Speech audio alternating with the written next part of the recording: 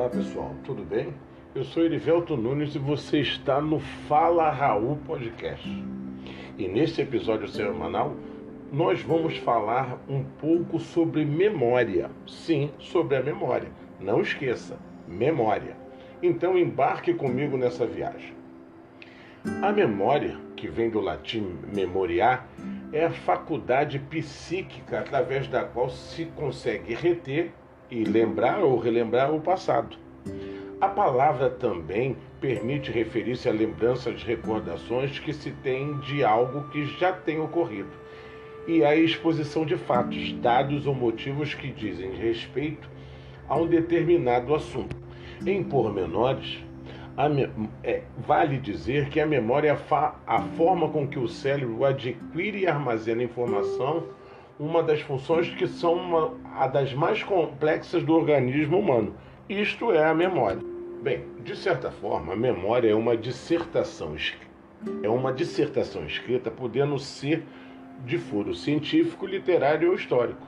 Também é sinônimo de memorando, isto é, um impresso usado comercialmente para pequenas correspondências, ou ainda um simples apontamento destinado a lembrar qualquer coisa, uma consulta ao dentista, o pagamento de uma fatura e por aí vai.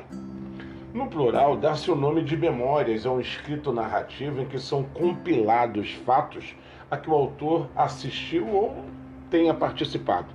Também se pode chamar de memória a um monumento comemorativo. Ao longo da história foram mandados construir monumentos ou edifícios em memória de alguém. Pessoas que talvez tenham se sacrificado, perdido a vida, ou até mesmo que honraram a pátria, por exemplo.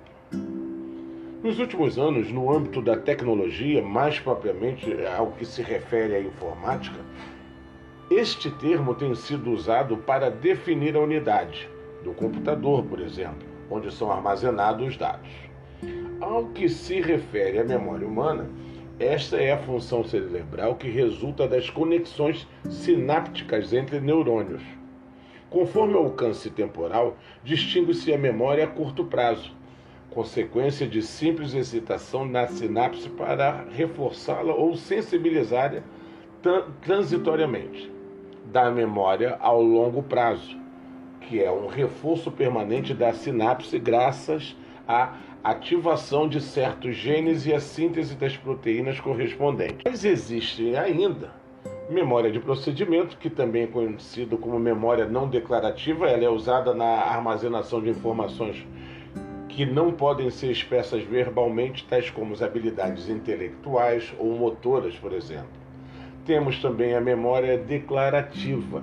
Esse tipo de memória é utilizada para armazenar e recordar acontecimentos como raciocínios, criação de ideias, dados que os sentidos tenham recebido, entre outros. Temos também a memória imediata. E esse tipo de memória dura poucos segundos, já que o cérebro a descarta depois de utilizá-la rapidamente. Entretanto, pode ser que, de forma inconsciente, alguns dados possam ainda ser armazenados. É importante dizer que, ao contrário da memória dos animais, que costumam agir com base nas suas necessidades presentes, a memória humana tem a capacidade de contemplar o passado e planificar o futuro. E, de acordo com alguns estudiosos, o homem apenas utiliza 1/1000ª parte do potencial que o seu cérebro tem ao longo de toda a sua vida.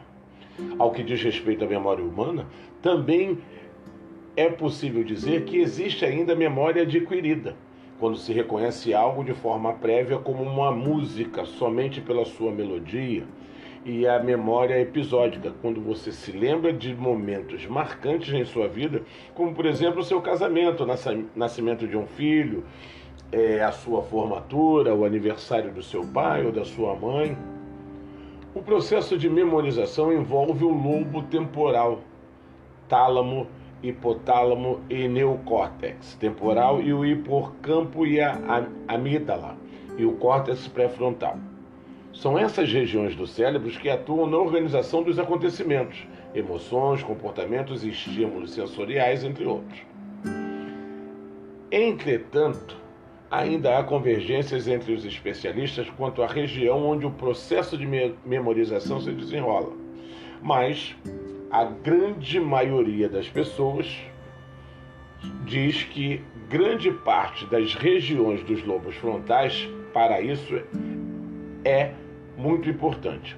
E esse conflito de opiniões prova que a mente ainda é uma área que precisa ser ainda muito estudada e de forma profunda, e mais ainda no que diz respeito à memória.